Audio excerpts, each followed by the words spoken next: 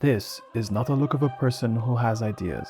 This is the look of a person who ran out of them. You ever sit down to work, music on, coffee made, and then nothing?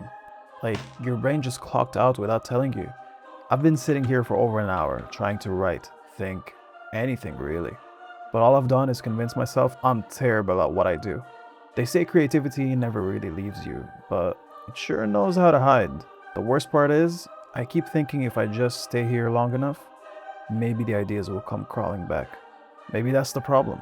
Maybe ideas don't show up because I never leave this chair. So let's try something different. Let's go for a walk. It's known to be good for your body, and it sparks creativity. Okay, believe it or not, I see the director's vision right here. I see a bear holding a fishing rod, and there's a hunter behind who needs to take one shot that will define his career. Now, where could you take the story? Anywhere, really. You know, on this walk, my brain went everywhere. The same thoughts were looping like a bad song, but the further I walked, the quieter it got, and ideas just started coming. Things started to be clear. It's actually funny, because ideas never show up when you beg them. But now, something as silly as a zombie approaching a hunter sleeping just came to my mind randomly, and much more. Like this man I saw in the woods. He didn't look lost, just tired of being found. There was something in his walk, quiet, steady, like someone who stopped looking for the right path and just decided to walk whatever one he's on.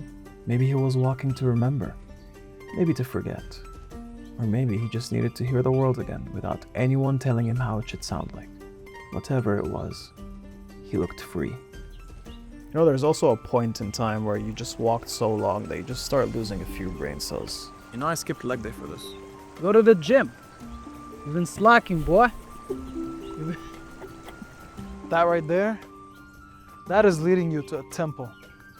Forget a temple, there's a dojo up there. Here's my problem with creativity.